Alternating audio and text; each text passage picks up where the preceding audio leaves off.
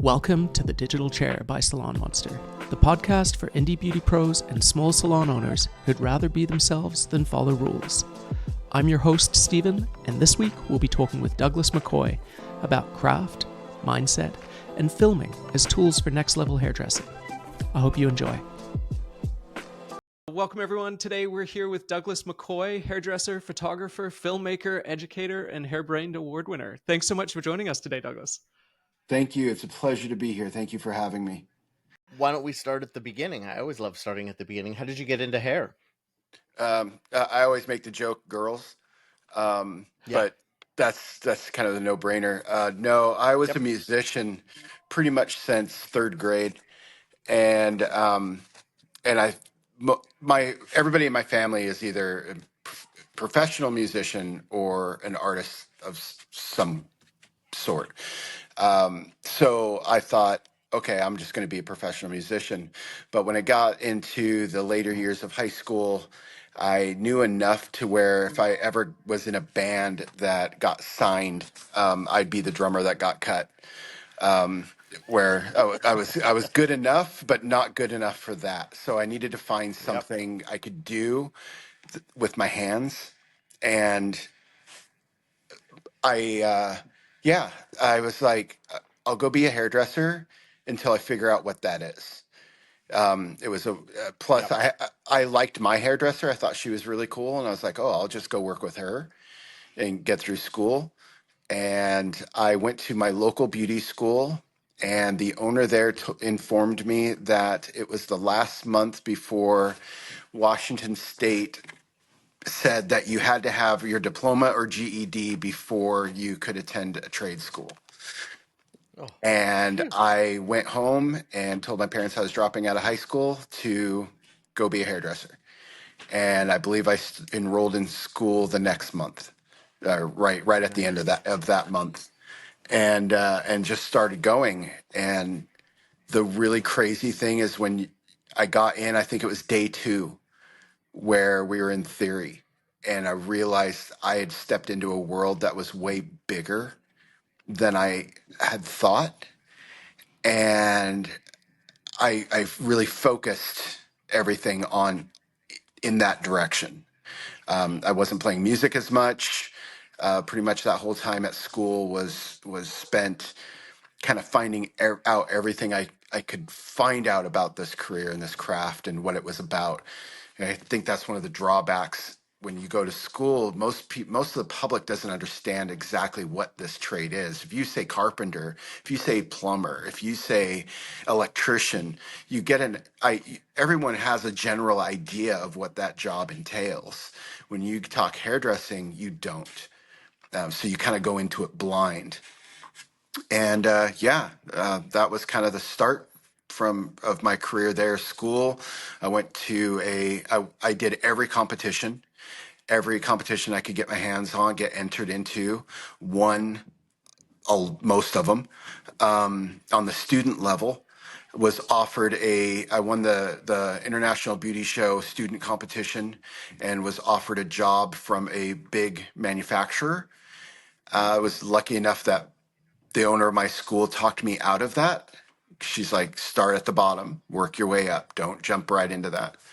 So I went to a chain salon, worked there for 3 years, and then met somebody who had done a big apprenticeship, and I was like, okay, I know nothing. I need to go do this. So I went and did my first apprenticeship, my first of 3, and just went from there. You did 3 apprenticeships. Yeah. One was an official. Wow. The other 2 were like, I got to train with them while still working behind the chair. Yep. And yeah, those were another one was the second one was 3 years off and on that I spent with his name is Billy Wallace. He was one of the creative directors for Session in London. And Billy Wallace. Yeah. Did he end up in Vancouver? He did. He opened a pub. Did he not do hair here though? He wasn't. Did he open a salon? I don't. I don't believe so, but I could be completely wrong after I was done. I I just remember he opened a pub because he's Scottish. So I knew he opened a pub, but he definitely could have opened a salon. Little old guy, bald. So with these people that you seeked out, like, did you kind of pick who you wanted to go do apprenticeships with and approach them about getting Yeah, set up with them? yes, absolutely. The first one, Ron Matarazzo. Ron, a buddy of mine was his because I was looking for an apprenticeship. Okay, how do I do this? I don't know like exactly what entails. And my buddy Eric was getting done with his, and one of your requirements is you had to find your replacement. So he was like, "Hey, do you want to do this?" And I was like, "Yeah." And the funny, I went in to meet Ron and we chatted a bit and then we went to Starbucks and Ron had it in his head he did not want another guy assistant. He wanted a girl. I think Eric broke him. But this is no joke and no exaggeration. I got down on my knees in the middle of Starbucks in Seattle and basically told him I had to have this. Like I wasn't taking no for an answer. You have to give me this job. And I That's think amazing. that just kind of won him over. Like, okay, he actually wants it. And we went from there. And Billy was brought in from the salon that I was working in, and him and I just clicked. And I was like, Ron was from Sassoon in New York and LA, and I wanted to continue that type of training. So to hmm get with Billy, Billy not only had the Sassoon bit, but he also went and trained with Tony and Guy. So yeah. he brought that in on top of it, which are two completely different worlds aesthetically. And then ended up going to work, be an educator for TG because I wanted to learn more of that world. And then my last one, Howard McLaren, the salon I worked at was just bringing Bumble in. That Bumble had just launched. This was 96, I believe, 95, Okay. actually 95. And Howard came to do a demo. And when I saw him combine the texture and the artistic freedom that Tony and Guy had, but with the structure of what Sassoon had, I knew I had found a home and somebody that I could really communicate with. And hmm Howard, I worked on and on with them for 16 years after that. Wow. And then I just got Wow. through, Howard started R&Co, the Yep. brand. And so I was actually his first phone call when he was putting his team together. So I just spent 10 years with them, Awesome. working side by side with Howard, which was great. That's amazing. That really is. You really leaned into this, like, at so many points. It seems like you really made the most of these, and you didn't just let this come. You took a huge amount of action towards making this. Yeah, I had nothing else to do. So it was literally this or nothing. And being as young as I was licensed. Let's see, I was licensed 3 days before my 18th birthday. So Okay. Wow. so I literally, being that young, scared to death. Like I have to put everything in. It was all or nothing. And then as I learned and learned and learned, it's like, okay, I need more. I need to go here. I need to go here. I need to do this. I need to do that. Um, I did 8 seasons of New York Fashion Week, and the only reason I did that is because I thought that was the next level. Like Right. I have, if I want to go here, I have to do this.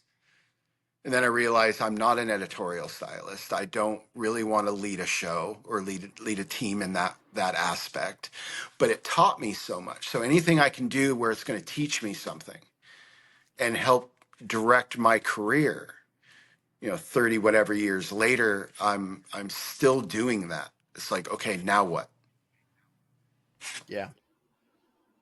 It's a continual journey, isn't it? Absolutely. Yeah, and it's the joy of learning. Yes, the potential joy of failure. You know, Yeah. it hurts a lot more when you're young, but to fail as you get older, Yes. you start realizing that it's okay. I just learned something. Don't do that. So So were with you with Bumble and Bumble at the beginning of sort of the what now seems like the modern razor styling movement? Yes. So Howard had came over, think in 80, was it 86? I think is when he made the move to New York and started with Michael Gordon with Bumble, and then Yep. when I came into it, we were still doing classes in the basement at Bumble, Okay. so I'd fly over to New York a couple times a year to do the classes, and then they moved him up to the color floor, which is the third floor, and then we actually did our classes, kind of demos and everything there. And we did that for years until the secret money from Estee Lauder showed up, and all of a sudden they built the big school in meatpacking. So I got to watch that transition. But yeah, the cutting, I was all about it, and I'm still all about it. It's kind of what I'm known for. But Yeah. it all started there. That's amazing. Yeah, I didn't get a chance to get connected with that until I was learning from Jane Matthews when she first started teaching outside of her salon. I think I went down to Portland, Hmm. Pony Studios in Oakland, Yep. places like that. But it became clear at that point there was this whole generation of people that all learned from one place, from this one location. Yeah, I mean, And I even realized, oh, even I'd missed it. even Nick Arrojo, Yeah, his foundation was there before he had went to yeah, Cutler. yeah, And then Rodney Cutler kind of jumped on board as well. As this is the tool is new. It's refreshing. Um, so yeah, and like with Pony and Karina, like I remember when Karina was an assistant, and to see her just blossom. And her and I worked Fashion Week. We were all on the same team, so her and I worked awesome. together a lot. And Jane, I went and attended classes at her place. So yeah, Yeah, yeah, and they did all. They credit Howard for bringing modern razor cutting to the U.S. And yeah, I thoroughly, when you look at, when most people are like, well, most people don't know how to razor cut or razor cut properly. Um, the ones that do generally were taught by somebody who started there in yeah. in in in that time. And it just branched out, and now everybody's kind of doing their thing. People are opening up their own education. So yeah, that's super cool. I love it. it's I love quite it. mind blowing how much came out of that New York studio at that time. Like the number of people who've gone on to create amazing careers and organizations out of that. Like it just seemed like such a hotbed of creativity and It like was, one of and those amazing. the only thing I can compare it to is, when Vidal first opened, and it was so new, and it was so refreshing, and it was so modern. But then you also had Warhol, Yep. where with the Silver Factory, and inviting artists of all kinds to all create under the same roof. So what I liked about, that's what I always said, that's what that time was in that building, was we, all of us, kind of coming together to experiment, to play, to push, to fail, to encourage, and really to inspire. And when I shoot video, all my video work and my photography work all came from that time. I didn't know how to pick up a camera. I didn't know how to film a haircut, but that's what they were doing.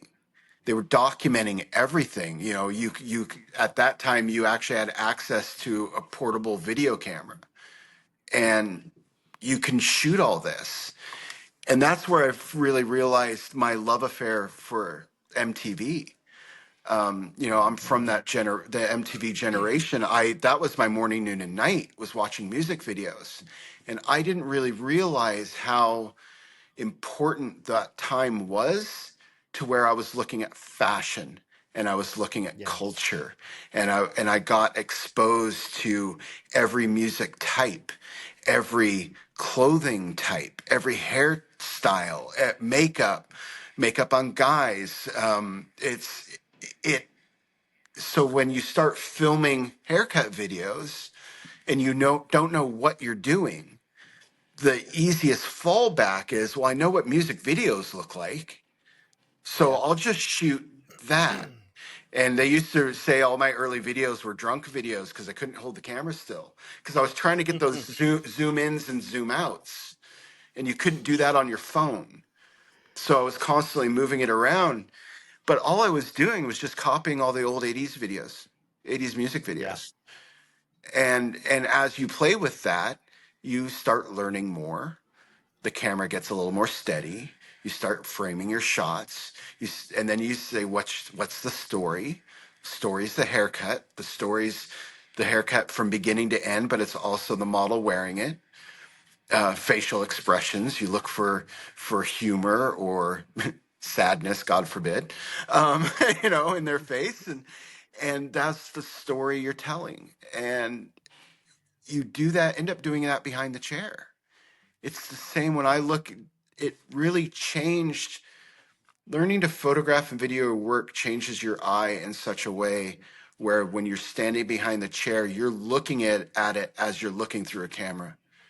And you know where to zoom in, and where the story is, and where the drama is, and where the humor is. And you start behaving that way behind the chair. Your mirror's just a big monitor.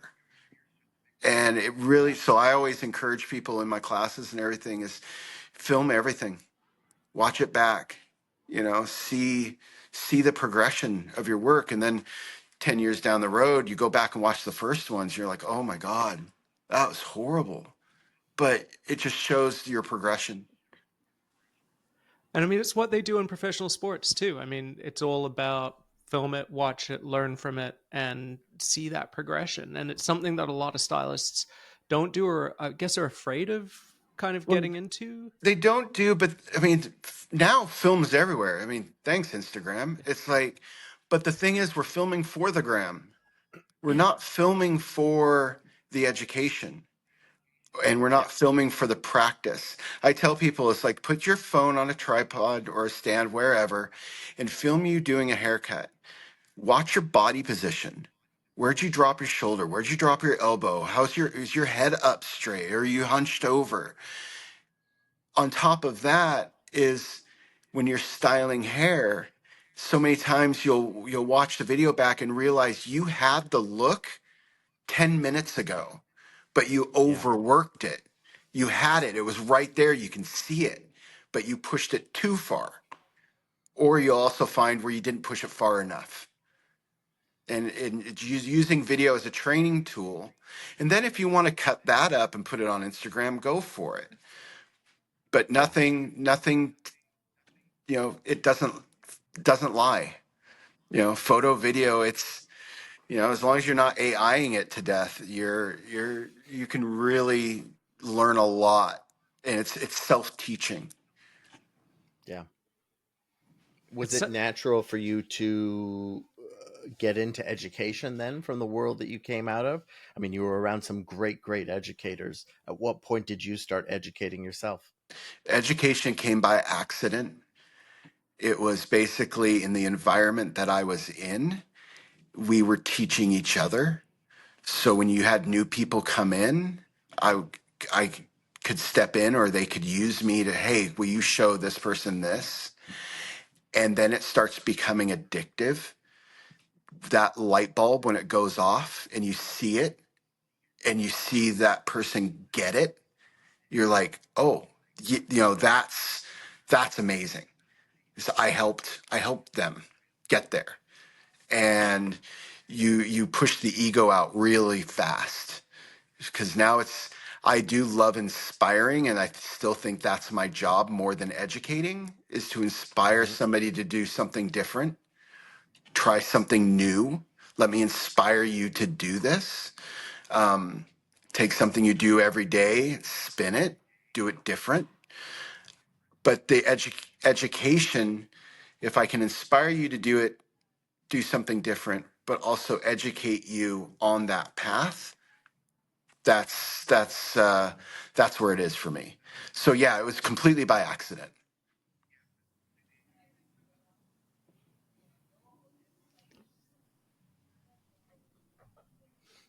And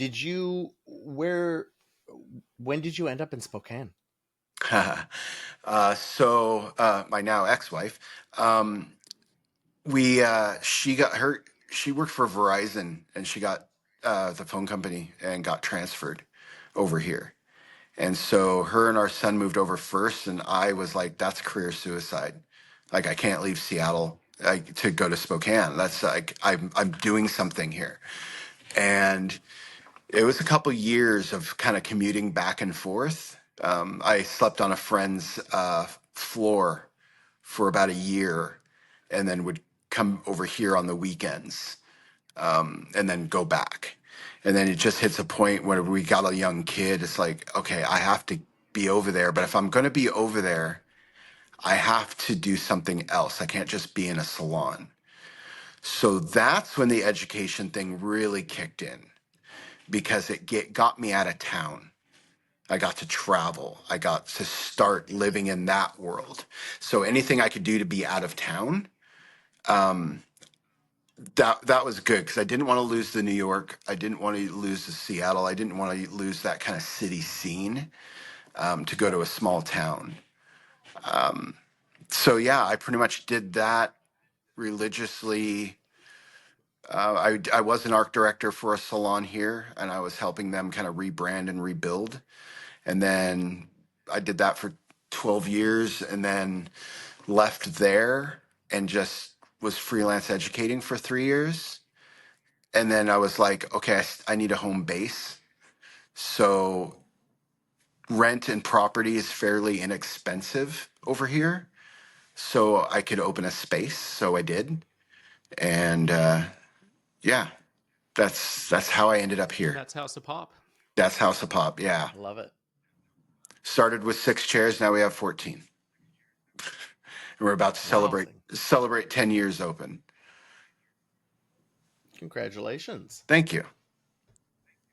That's a But feat, 10 years of a salon. yeah, it is. It's hard. I don't recommend it to anybody. But the thing is I knew where I wanted to work, and I knew somebody way back when who informed me the only reason you open a salon is where the place you want to work doesn't exist. Right. Otherwise, you just go work where you want to work. And I had hit that point where if I was going to be over here, where I wanted to work myself didn't exist. That environment didn't exist. So, okay, I just basically built me a place to work. And then it's like you try to get people that you want to work with, to work around you. So you have people to feed off of. They teach me, I teach them. We're all in it for a common goal, which was to make our clients look and feel amazing, and also do really cool stuff like video and Yeah. photo, and use the technology that we have at our fingertips to tell those stories, to get the hairdressers I work with, especially the ones that I get right out of school, build them up to where they're in a place where it's like, okay, if you want to go work for a brand, here's how. I've got the connections. If you want to go open your own place, here's how. I'll tell you what not to do. Yeah. And just build them up that way. I'm definitely one of the only salons where I don't expect you to stay here forever. You know, Push them, get them out Which I to the think is world. such a great approach. Yeah. Yeah, It's it's about probably not the creating. smartest business plan in the world, but for It's somewhat me, inevitable though. yeah, So yeah. If if I you're can growing help, people, if I can help and help, if that's what you want to do, go. Yeah, I should. If you've been here for 12, 15 years, we need to talk. If you're Yeah. good and you're comfortable and this is where you want to be and what you want to do, great, stay. But the other thing is, I want everybody should go on to bigger and better. I've got Yeah. And people this that way have, you maintain the connection and the relationship, yeah, and and I've you got never people know where that's going to go. that that have worked here that have salons here. I've had people move, to more of a city environment. Um, I've got people who are definitely heading down that education road, um, and that's all I want. Is leave it better than you found it. Yeah. That's always a good rule of thumb to follow. So I'm quite fascinated by how deep you dove into mentorship, which is amazing. And I was wondering, do you have any recommendations for stylists, either earlier or even later in their career, who are looking to find good mentorship? Are there any processes or steps that you'd recommend they take? Yeah, that's a great question. I usually always go towards younger, to get it right from the beginning. Let somebody lead you, let you teach you. You got to find somebody who can get, especially right out of school. Um, I think the things I learned from Ron, besides learning the basics, how to section, learning proportion and balance and all of that, is I also learned how to dress for the first time. I learned how I would say I learned to be a hairdresser during that first apprenticeship. I learned how to talk. I learned how to communicate with a client. Um, so when you're younger, it's find those people either in your area or elsewhere. If you can't move away, then find the person there. And if there isn't an apprenticeship program, fine, just keep showing up. Can I shadow? Can I just watch you? Ask questions. Um, if the person you want to train with is elsewhere, call them. Everybody's on Instagram, DM them. But don't do it once. Keep doing it. You got to stay on their radar to where they're like, I need a new assistant. Oh, this kid is always messaging me. I'll bring him out for an interview or something like that. Now, when I was with Billy Wallace, Billy was a barber in Scotland, in Glasgow. And he, for years, many years, I think he was 20 some odd years in when he decided he wanted to be a hairdresser. So he literally quit what was paying his bills and went to Sassoon as a student. So he went older, Awesome. right? So he did all that, moved his way up, became one of the art directors or creative directors. I can't remember which title it was. But then what did he do? He quit there and went to Tony and Guy as a student, and then started all over again. So it doesn't matter how old or young you are. You can, if somebody's that's my age that's never done a mentorship or an apprentice program, it's like you can do it. You just have to find the people. It's just like picking a salon. Am I comfortable here? Is does this place push me? Do they push me in a good way? Am I learning something? Are they doing work that I want to do? The type of work. So you pick at this. You're just finding a home. Go find a mom or a dad and go teach me, show me. I loved it because I'd been doing it for so long that I went back and took a beginner class at Bumble. And I remember walking in and having one of the educators go, "What are you doing here? Like, you've done all this." And I'm like, "I know. I need your class to go to. You haven't made a new one. So I'm going to start over again." And it was really great because she showed me every bad habit that I had already picked up. And so taking that beginner course was a blessing because I got to fix a bunch of stuff. So you're never too old. You've never been doing it long enough to go back to the beginning and do a basic. I love that. And it's so true. And we so infrequently do that. We so infrequently put ourselves back there. And and question it like that. Totally. Yeah, and it's important. And if you don't know how to do something, find the people that do. I take it back to when I was deciding, and I don't think I wanted to do a salon. I had left, so I was no longer with a brand, and I found myself kind of in limbo. And it was like, well, just make one. So I'll make a pretend brand. And I found some friends who were the hair nerds. I do believe you know them. But I didn't know about branding and marketing. And I was like, teach me. So they helped do a ton of stuff with the House of Pop brand. And it wasn't even a brick and mortar. I was just trying to make a brand so that when I put images and photos out, the brand was the title, not me, not my name. I didn't want my name on it. I wanted it to be for something. So, hair by Douglas for House of Pop. And everybody's like, where's House of Pop? I would get DMs of people going, are you in New York or LA?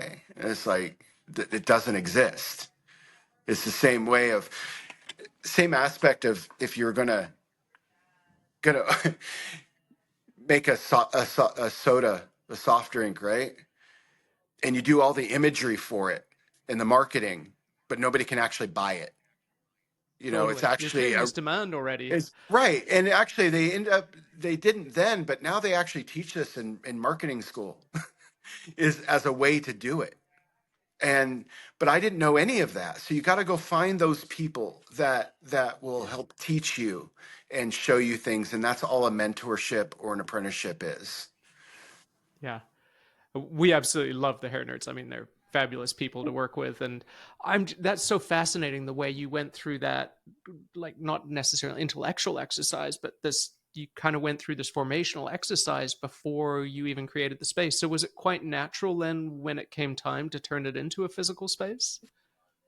Yes, for me, but fortunately or unfortunately, I had to bring some other people in, right? Whether it's be an investor or, everybody's got to put their 2 cents in. So I had a very clear vision of how this should be. But because you've got other people in the mix, things get tweaked and changed, and I think that's right now I'm gutting the space. My friend Annie's here, and she's been such a blessing of kind of bringing it back to what I initially wanted, even though it's 8 times the size. I wanted like 3 chairs, me and like 2 of my friends. But you can't control necessarily how popular it gets or how big it gets. So what I'm doing now is just kind of trying to get it back to what that initial vision was. That's cool. And yeah, I've seen some video of Annie working on it. It looks like it's coming along well. She's brutal. She knocks out whole walls. It's amazing. I've seen videos of it. I've enjoyed those thoroughly. And that's what's been fun is get with your friends, get those people that are really have your best interests at heart to help you. If you're going to start filming or photographing, get your friends that might, even if they don't know what they're doing, to hold a camera or to say that looked cool or that doesn't look good. It having that feedback. I think that's what's so hard with a lot of people that are like leasing their like suites now, and they're by themselves. I don't think I could ever do it or at least for a long period of time, because I need somebody to tell me that looked great as validation. I also need somebody to go, that looked horrible. And again, as validation, where you're looking at it going, oh, you're right.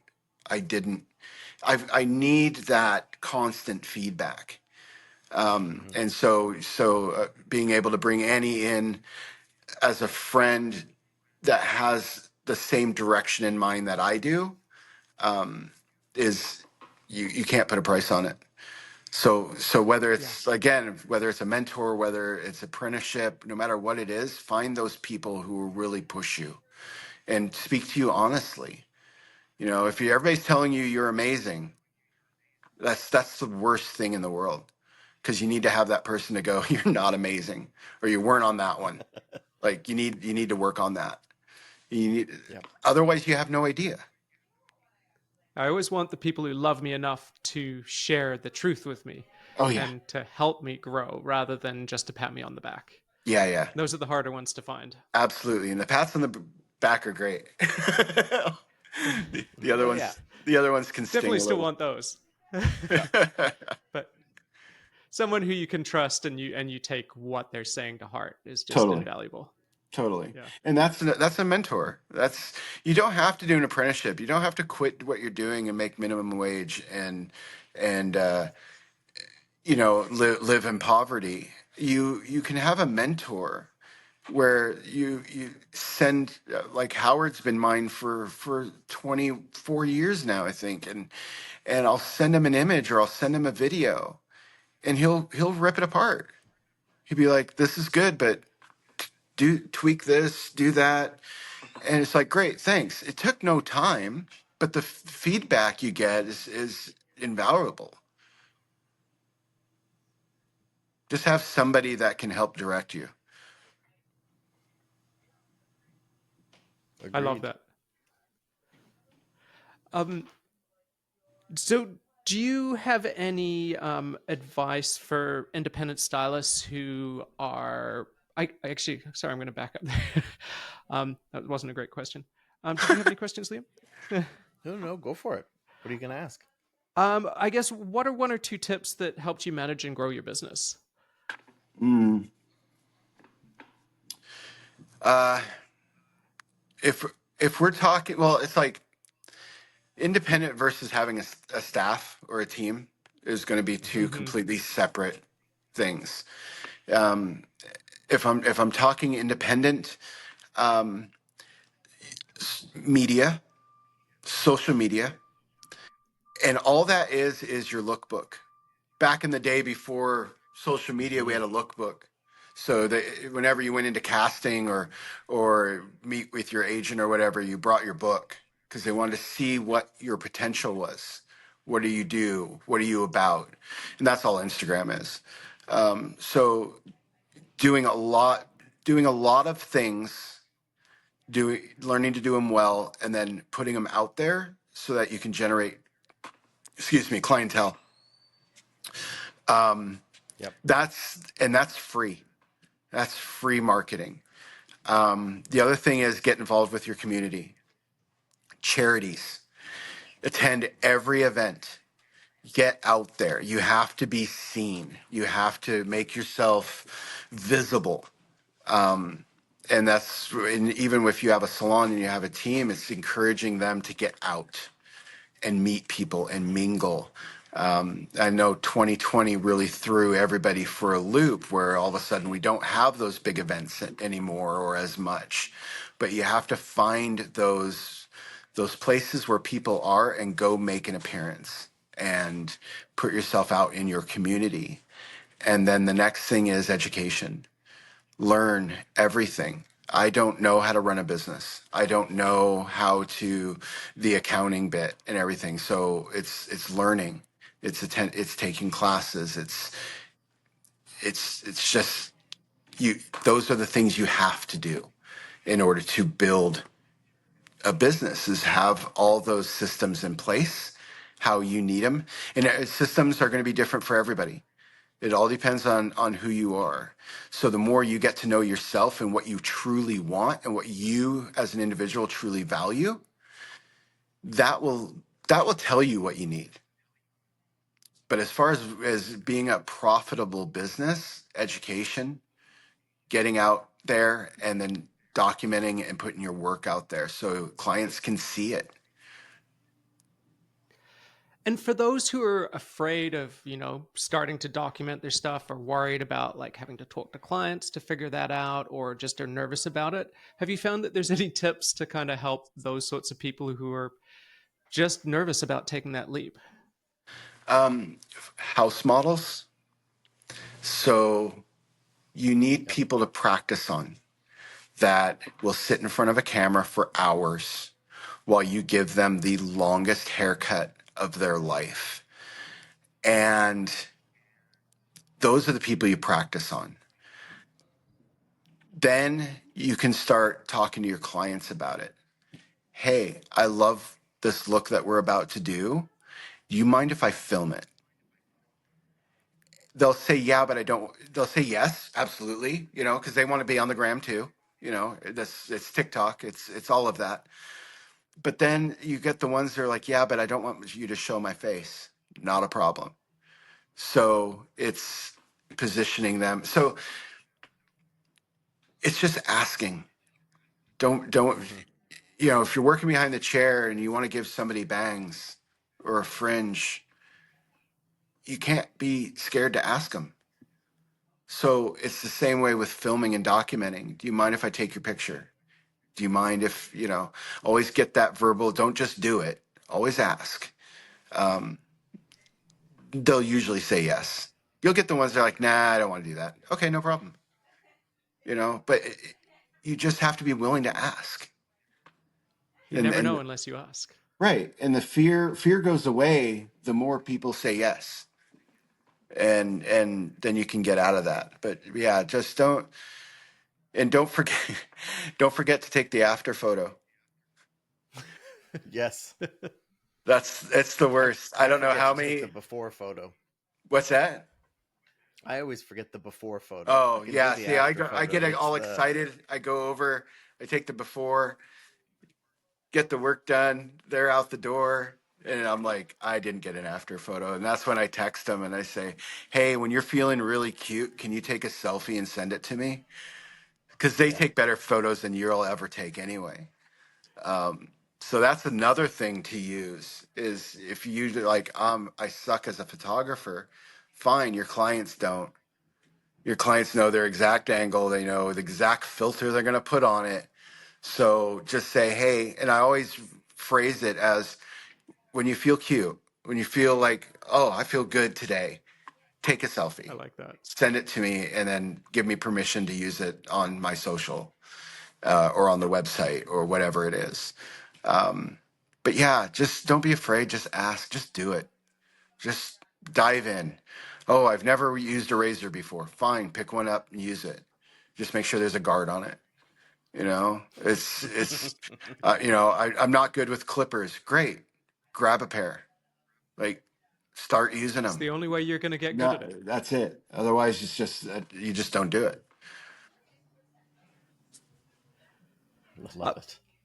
do you have any favorite tools or treatments that you like to use? You mentioned that razor cutting is really one of your biggest passions. Yeah, yeah. The feather plie is my razor of choice, and then I will either have custom handles made. I've bought in vintage razors where I take the handles off and I put them on the new razor. Um, that's probably my favorite It's a cool razor. idea. My guarded razor is the guarded razor from Mizutani. I really do like the razor. It's weighted well. It's all metal. It reminds me of the old Tony and Guy razors from back in the day. Uh, so that's what I use when I need a guard. Um, my scissors almost all Mizutani. I've got a few from other companies, but I think you just can't go wrong with a really good Japanese shear. I've always used my classic Elchum blow dryer. Um, that's I still use one to this day. Everybody's going for these Dysons or these blow dryers that look like old 80s microphones, and I'm just like, you know what? Tried and true. I like this dryer. Um, Combs, they vary. I tend to like a more rigid comb. I tend to like a bigger comb, not a longer comb, but a thicker comb. Big hands. Hmm. I don't know. Products right now depends on the year. I've gone through. It's like I spent so long where one brand was the be all end all, and when they got sold, Mm-hmm. it was crushing. And I was like, It's crushing. now what do I do? And then you realize that that's what brands do. And there's always going to be the new cool kid coming up behind that was probably inspired by the one you were with. So I actually now I just love seeing little things that are out there and what's coming, and whether I'm not an ingredients guy. It's like, does it work or does it not? And if it works, great. I don't need to know that what all those ingredients. There are people who are ingredient junkies, and I'm like, you enjoy that. That's one of the reasons I don't do color, because the whole formulation and all of the, I don't, just make sure it works. So those are kind of like a lot of my faves. And a good white cape. I don't know why Yeah.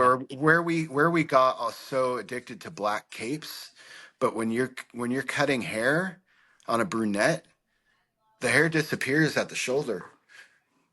It So does. I always tell everybody, get a light colored cape so you can see, and then you can hold it up as a like a backdrop. You can see your silhouette and what your balance is. I'm always in black, so if I stand behind my client and they're a brunette, I can't see any of the shape. So I need to be able to hold the cape up. That's a Or, great hack. I love I that. love it. or you get the hairdresser behind you who's wearing all white to come. Hey, will you come stand here for me?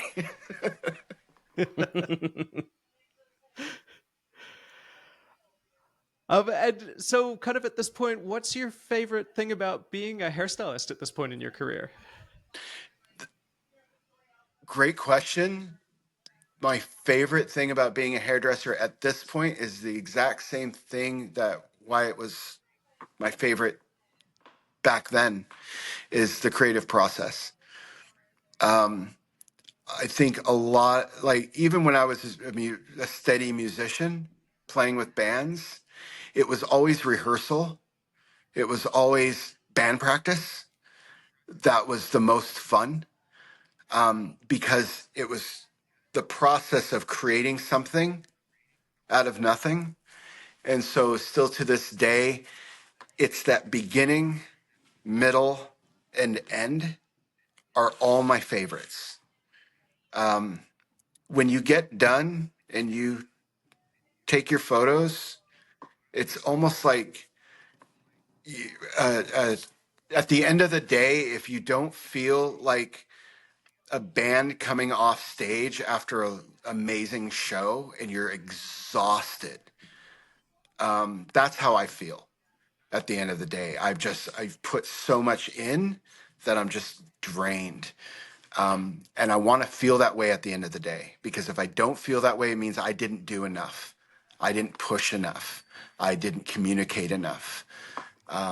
But I love looking at somebody, whether it's a client, a model, and breaking everything apart and see what makes them tick. And then where do I need to push weight in order to make this, the face, become them. Awesome. Do you still play music as well? Now I've got a little keyboard I play around with. I try to do the music for when I my long videos, when they're like 3 minutes Oh, long or terrific. something. Um, but so yeah, I still dabble in that. I still love to hear, just get a. It's, I used to. I don't do it as much anymore. I need to get back into it. Where you just get up in the morning, you go over to the keyboard, and you you play something and just loop it and just let it run throughout the morning. And then as that's running in your Oh, head, that's so interesting. you're like, oh, this will be, I'd add this. So you add that and loop it over the top, and you start constructing. It's a haircut. It's done the same way. If you're an actor and you break down a part, you'd break it down the exact same way. Um, it's amazing how many things, you know, are done that way, where you have to break it down, find the core, what makes it tick, and then build out from there. The parallels are fascinating. And like Yeah. you were saying back at Bumble and Bumble, that whole situation where you bring people together from different areas is always just so inspiring.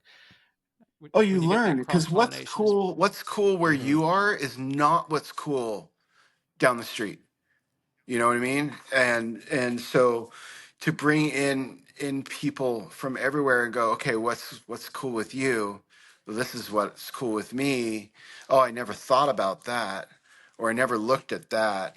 I still remember, not to be inappropriate, but one of my other mentors, Raymond McLaren, who's Howard McLaren's brother. Raymond was great because he was doing these looks for a campaign, and I'm like, where did you? I was trying to say, man, it looks 70s, but I'm trying to like really figure out where the inspiration was coming from. And he goes, I've been watching a lot of 70s porn. And I was just like, I never even thought about that. He goes, the hair's great. Like the hair, makeup, everything. And he was right. But to find those different avenues, or like you might be so into country music, right?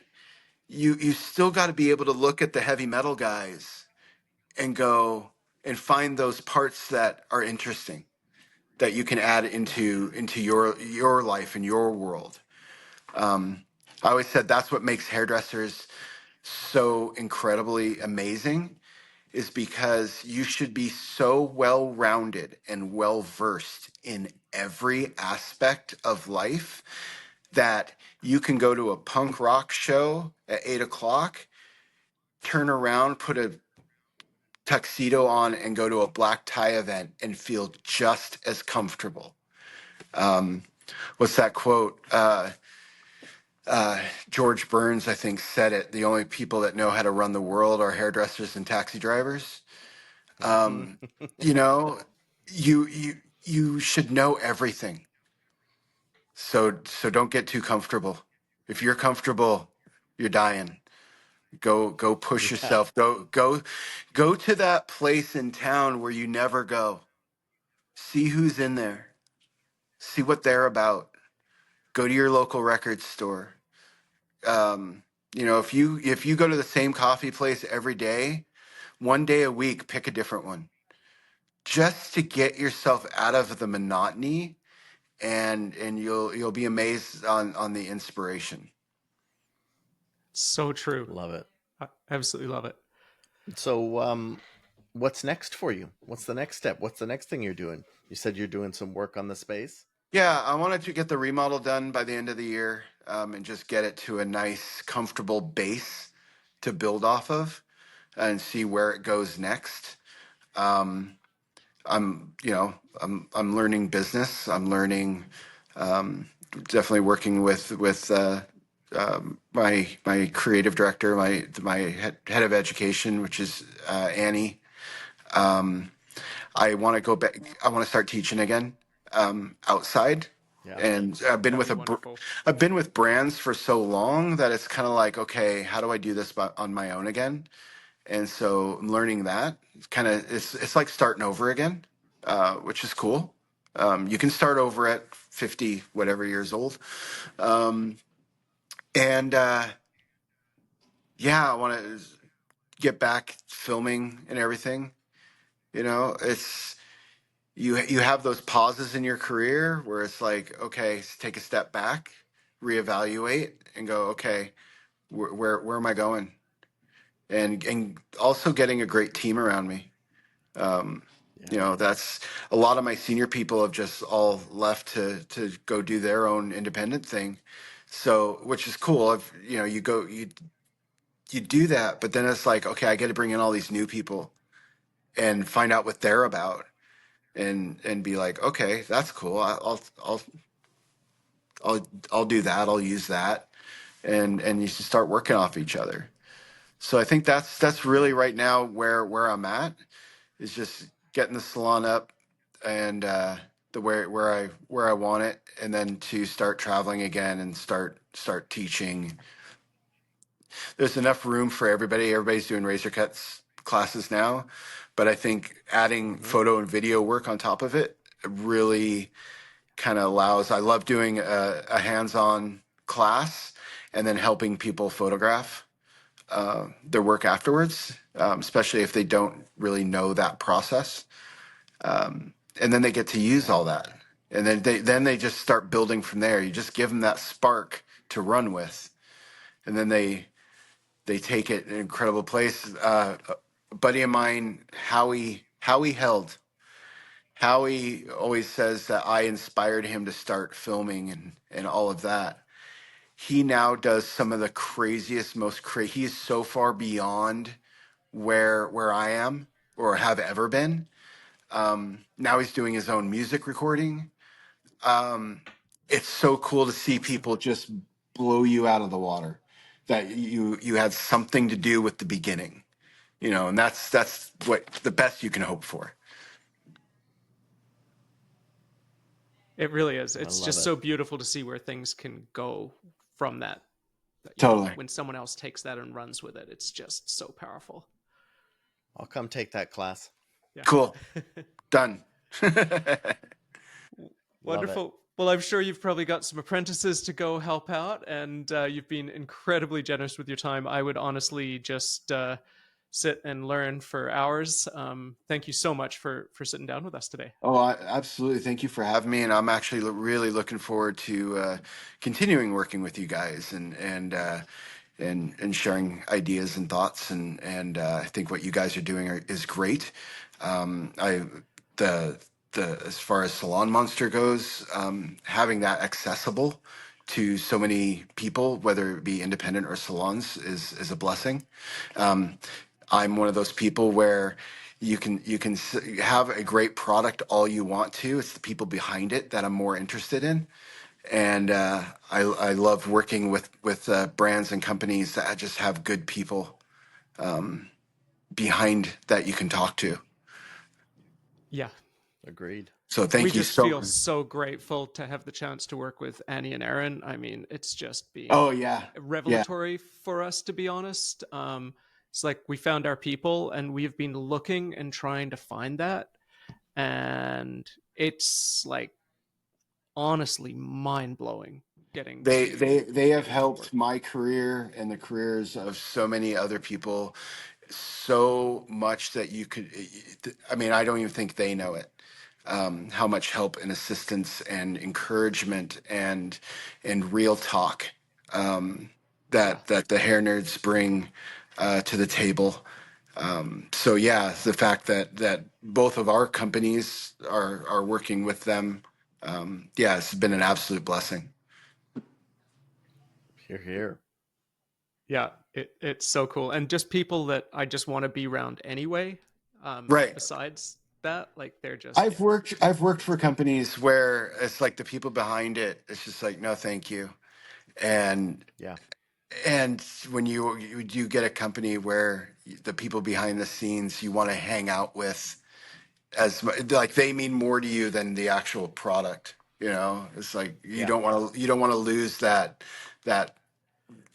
relationship, because it's like they become your No. friends. Absolutely. completely.